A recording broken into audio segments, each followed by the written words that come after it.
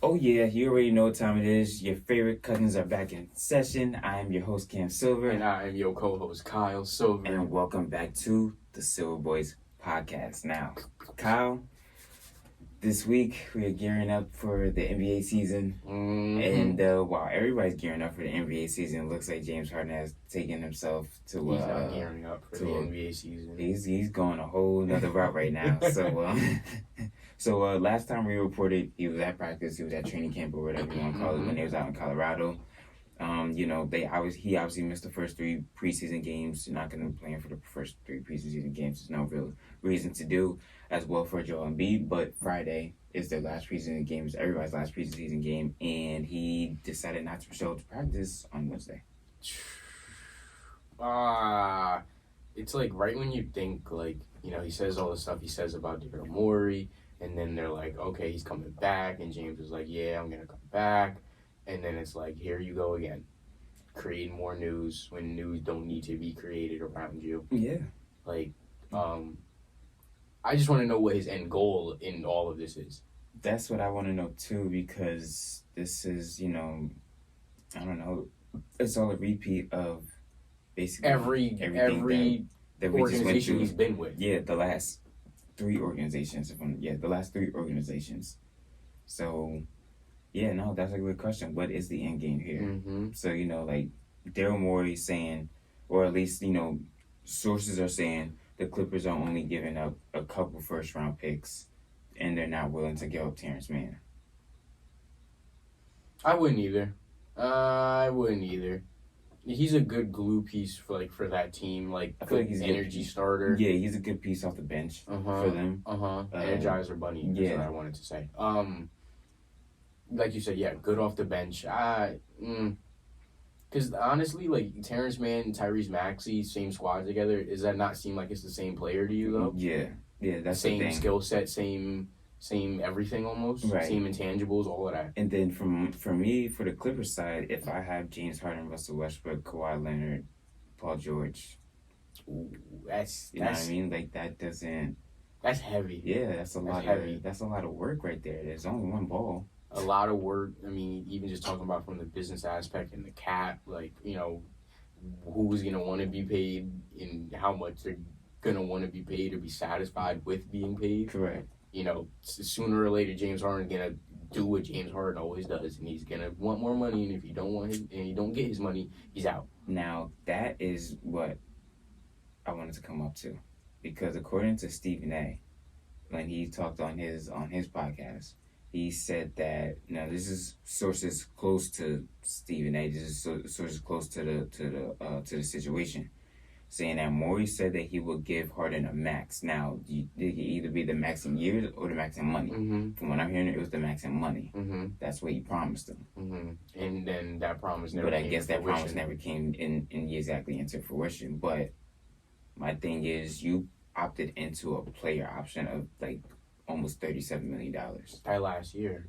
What is really you know what I mean? You're already getting money. Mm-hmm. And you already got an advance from what I hear too, off that contract. Oh, wow. Yeah, so you already got a huge advance. So they already fronted you some more bread. They already fronted you the money, basically. So what is... something else is something fishy's going on. Yeah. Because this has to be way more than just money. That's weird to hear. That is weird to hear. That was the way that Stephen A. had broke it down. Mm-hmm. From what I had last heard. I'm almost, just reiterating it, going out to, thank you for Stephen A. for breaking that down and clarifying it. Mm-hmm. But yeah, from what I'm hearing is mainly about the money, which obviously, like we said, doesn't make sense because you already got most of your money. Exactly. And then you go out, you call him a liar. I will never play for Daryl Morey ever again. For the Sixers franchise. So it's like, whoa, pump the brakes for a second and let's actually find what's the problem in this organization and let's try to root out the problem. Mm-hmm. And right now that problem is James Harden. Yeah, no, I don't. Daryl Morey is doing it. That from the outside looking in, it looks like he's doing a what he general can. Exactly, he's doing a general manager or a president basketball operations job. Mm-hmm. You know what I mean? He's not James Harden's agent. Exactly. Like at the end of the day, yes, you guys have been together for 10 years and stuff like that. You know, you guys were in Houston together. You guys grew together. Yada yada yada. But at the end of the day, he has an obligation to the franchise. Not to you. Not to you, exactly. This is the franchise that we're talking about. So it was the same thing with the Trailblazers and Dame. Like at the end of the day, like yes, they should have done Dame a little better, but at the end of the day, they had an obligation to the franchise to make sure that the franchise was good for the future. And guess what? They did Dame right, and you know, at least getting him to a contender. I would argue more of a contender than Miami. Like this season. Oh yeah, easily, yeah. You got Chris Middleton and them coming back, like Brooke Lopez and them. Like, come on. Yeah, but like no, like it. I don't know. I don't know what Harden. Situation. Yeah, I don't know what Harden's looking for or what he's trying to do at this point, and it's very frustrating, to say the least. I just hate how it's year over year over year over year. Right. It's the same exact thing. You're gonna run your way out the league, and that's just gonna be even more sad to see, knowing that you got, I would argue, like 7 years of basketball left easily. Correct. If he gets his body right and everything right. I was just thinking to myself, you're easy 15 to 20 points a game with 10 assists per game. You like literally just had 10 assists per game last year. That is valuable and resourceful to every team in the league. But the problem is you keep doing all these jumps. It's the attitude. It's the attitude that he's displaying. And now look at it. They're offering Clippers ain't no market for you. Clippers are offering some picks. 2 first-round picks. That ain't nothing. Think about what teams would have given up to get Houston James back in the day. Yeah, they would have gave you a whole starting 5. Easily. But so I mean, we got to just see where that goes. Yeah, how the season plays out for him. Yeah, I think for that one, just on a quick note before we move on, but I think that one is gonna have to be where another star player or another player somewhere is gonna have to be disgruntled with how the season's going so far, and I think that's how a trade. You got to make the swap there. Yeah. But I agree. But going on to the NFL. 2 undefeated teams have gone down, so no more undefeated teams in the league. No more. So now the so now the Jets beat the Eagles somehow, some way.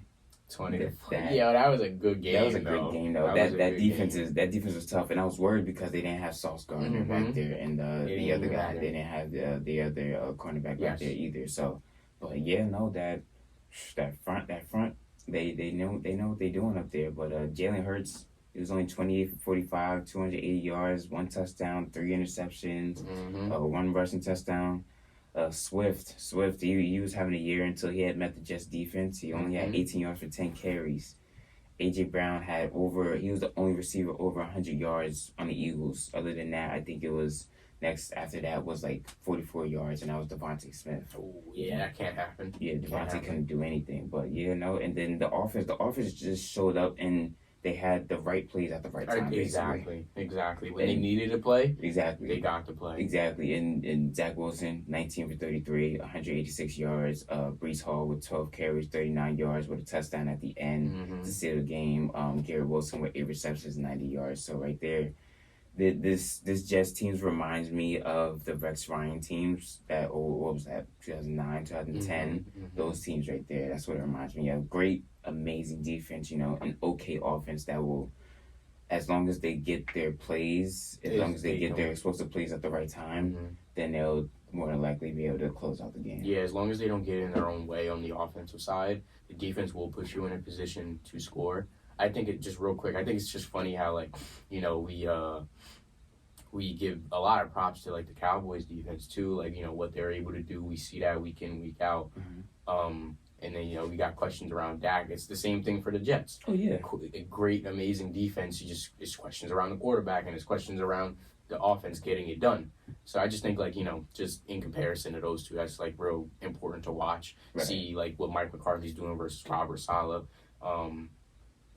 But Zach Wilson, he's doing his thing, man. Yeah. He is doing his thing. He's balling when he needs the ball. One thing I said after the Kansas City game is that he's getting comfortable. Yes. He's getting comfortable, and that's what they really needed. They just needed him to, in reality, just to get comfortable. The offensive line, even though they're basically missing the whole starting line. Somehow they still stood tall for him. You know what I mean? They made sure they protected him, made sure he had a clean pocket, and he made the timely throws. He did what he needed to do. So that Jets team is a team I wouldn't want to face right now. Another team I wouldn't want to face right now, regardless of quarterback, is Cleveland. PJ Walker putting it on him. That's another defense, and he didn't even have a great game. He didn't. He didn't even have a great game like that. He threw 2 interceptions, no touchdowns, and they still won. Yeah, no, that. Man. Albeit to muffed kick. The muffed kick. The missed kick, not muffed, missed. Let's get it correct. My fault, but. Oh man, that game was crazy. Yeah, that was a wild game. You could tell. I knew from the beginning that was gonna be a crazy game because everybody was talking about how the weather was bad over there. So that was gonna be an ugly game. And then especially with C-Mac going down. C-Mac goes down. Samuel goes down. The only good thing is that they're saying that both of them avoid long-term injuries, so it's more than likely just like a week-by-week basis for if anything. But from everything I'm hearing, they should be able to play. San Francisco's next game is Monday, so they get an extra day of rest. Okay. But Cleveland came out and showed out, especially after, they lost to the Ravens, at 27-3. So like that kind of creeped into my mind where it's like, I don't know if I believe in them, but they turned up though. And Cooper only had like 4 receptions for 108 yards though. So like everything that he was catching, he was turning it up. Yes. He was racking up those yards. So that yak yards. Yeah. And also forward, the running back did his thing too for 84 yards on 17 carries. So that Cleveland team is a team where it's sneaky, and whenever they get Deshaun Watson back, they're gonna be even better. So that's a team that's gonna be a team to watch out for as well. Talk about a quarterback, needing to get more comfortable as well. You know what I mean? And Deshaun Watson. Oh yeah, Deshaun. Yeah, no, he just needs to play. Yes. That's all it is for him. But he'll be fine. Another one, Buffalo Giants. Giants were so close. Oh my goodness, I was so pissed. They were so close, so close. But put it to you like this, Tyrod Taylor, he managed that team pretty well. You seen the look in Daniel Jones' eyes in the sideline? He was like, "Uh-oh." He managed that team pretty well. He had me convinced. I was like, me too. Like for like a hot couple plays. He had me convinced basically through the whole game. I was like, this might be. Pretty sure the Giants didn't pay Daniel Jones all that money. But it's not like Tyrod Taylor is a bum either. No, it's not. The team that they just played, the Bills, he brought the Bills to the playoffs. Yeah. Like a couple years ago. So it's not like he doesn't know what to do to do it. He's a veteran. Like I was trying to tell one of my guys here, I was like, don't count him out. He's a veteran. He's been around the league a while, Like he might just be a backup, but when his name is called, he's always ready. He's at the ready. I really thought that they were going to get that game. They were playing the Bills so close. They held them to 14 points. Very close. But the way Wink played, had those guys play defense was very, very good. Like they was like, all right, well, Stephon's going to get his catches, but the rest of these guys, we going to make sure we keep them at bay. With Stephon, he had 10 receptions for 100 yards, but everybody else, Gabe Davis, 3 receptions, 21. Dawson Knox, 3 receptions, 17. Like nothing. They basically just didn't let them get off. Josh Allen, 19 for 30 for only 169 yards. He had the 2 clutch touchdowns at the end, but other than that, you pull those back. In reality, the Giants played a great game. Had they could just get to 10, man. They were 1 point under 10. No, I think you know what it is. If they didn't mess up at the end of the first half. Yes. If they didn't mess up at the end of the first half, Tyrod Taylor had called that. If they didn't, not call a timeout, but if they just didn't run that play. They shouldn't have ran the play with it was 4 seconds to go. Or 7 seconds to go. At that point, you can't get just the take kickoff. it 3. Exactly. At that point, just take it 3. Go to the half, because at the half they would have got the ball back at the half too. Yeah, they would have been up 9-0 with the ball back. Then after that, guess what? Even if you do stall out, you do stall out, you still get a field goal, and then guess what? Now you're up 12-0. Mm-hmm. So yeah, At least makes that 12-14 game a little bit more manageable Exactly. if Buffalo does go down and score that twice like they did. Correct. And even if they did score twice, you guys only really need to score one more time. One more time. That field goal. Yeah. If that. Which they did in that fourth quarter. But yeah, no, it's frustrating. It's frustrating to see the Giants like this, when they shouldn't be. But after last year having like a really good season. Correct. And then this year it's like nosedive again. I mean, that's exactly what it is. So. Life of a Giants fan. It's all right. It's okay. It's okay. It'll be okay. It'll be okay. It'll be okay. Oh man! So you talked about the NBA, talked about the NFL. Ooh, college football on both fronts. College football was a crazy weekend. So let's start off with what happened Friday night. So Colorado had themselves a 29-0 lead, and then after that they had one of the worst collapses I've ever seen in sports history. They lose in overtime to Stanford. Travis Hunter's first game back from injury. Played very well on offense. 13 receptions, 140 yards, 2 touchdowns, but he had a tough matchup on the other side dealing with Alec Ayo Manor, if I'm not mistaken his name is. I hope I did not mess up that name, but he had 13 receptions, 294 yards, and 3 touchdowns. They were hunting Travis. Yeah. They were hunting him. Travis is smaller than Alec too, so. Smaller, like first week back from injury too. Lacerated. Playing and trying to play both snaps like that, like both sides of the ball, like that. That hurts. That hurts. It hurt them. It did. But you can't do it. They got outscored like 46-14 in the second half alone. Yeah. How do you let a team put up 46 on you in a half? As a defense, when your coach is one of the greatest defenders of all time. It's because they can't tackle.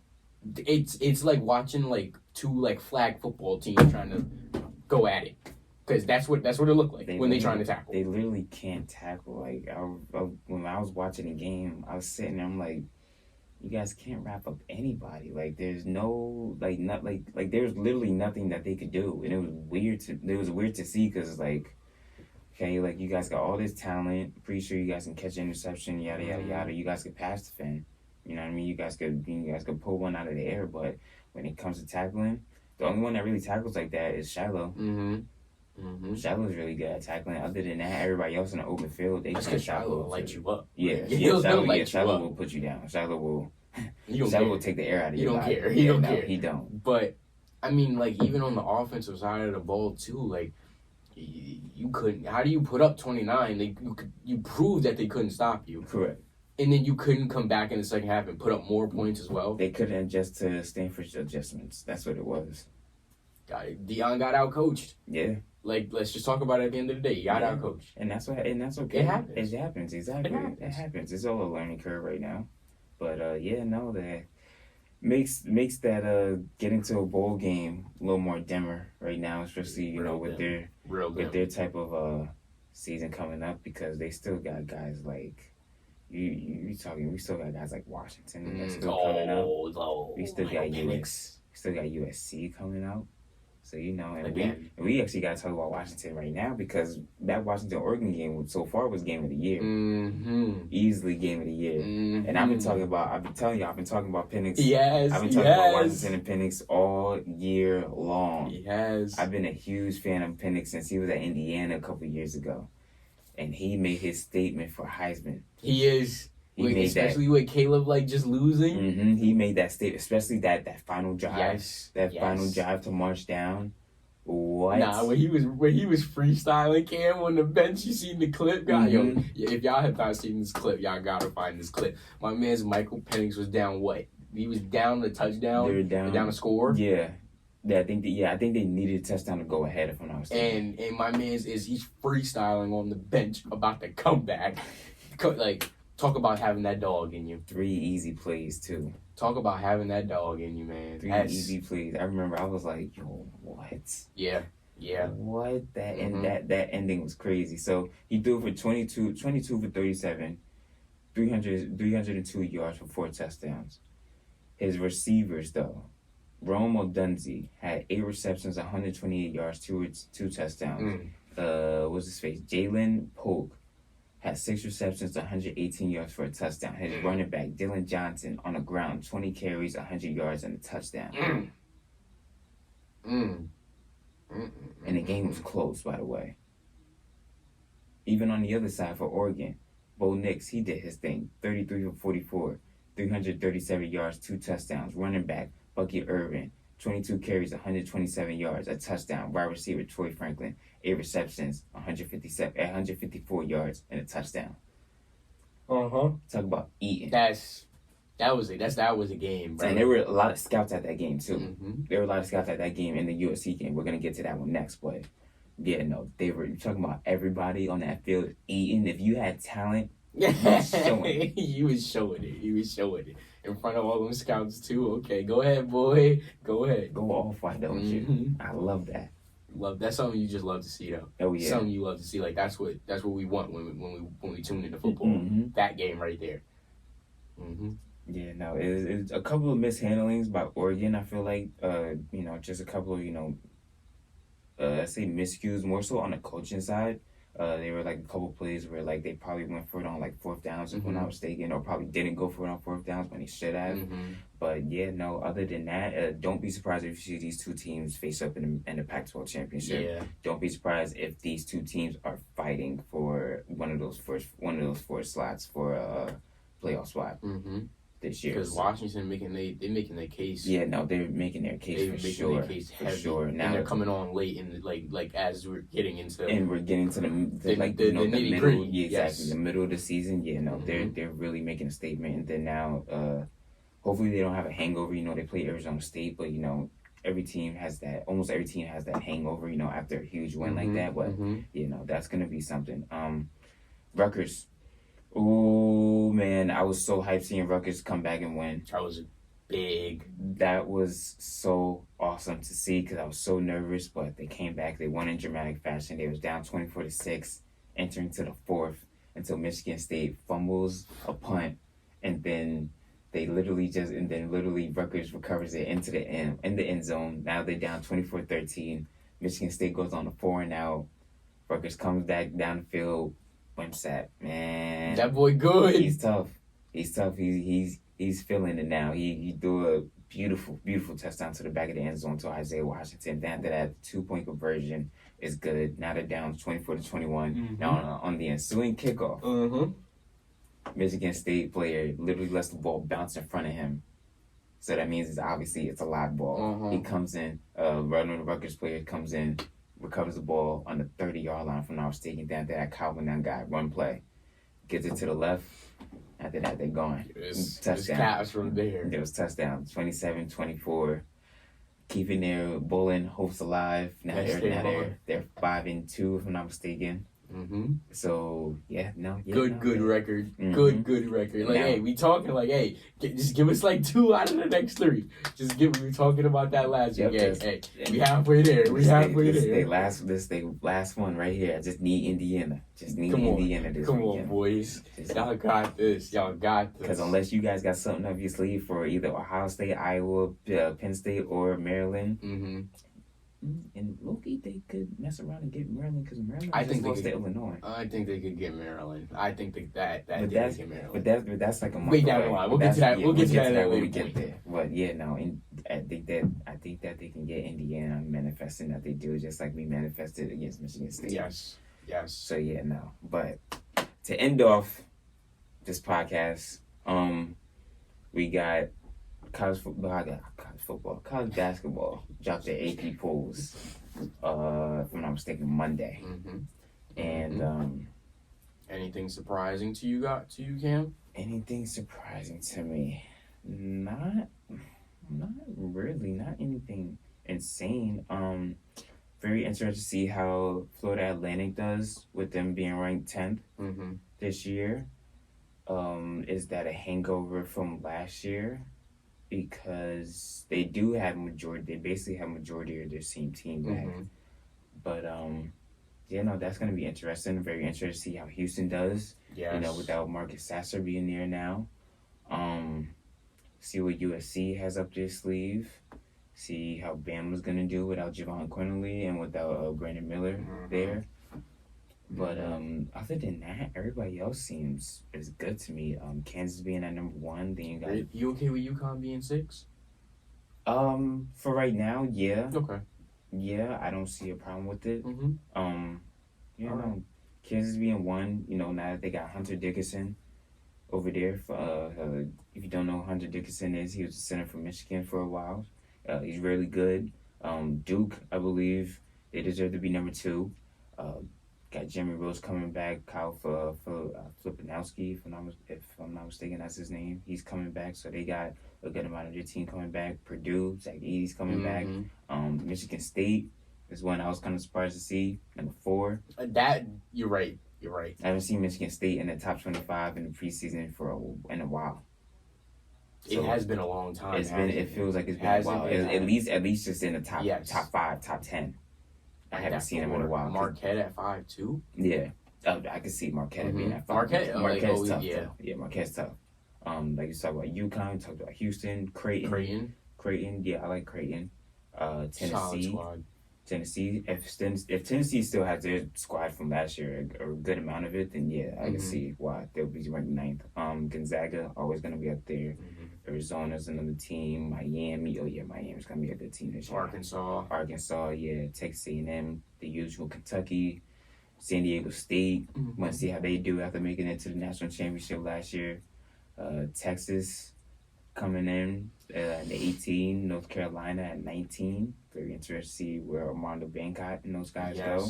Yes. Baylor coming in at 20. USC.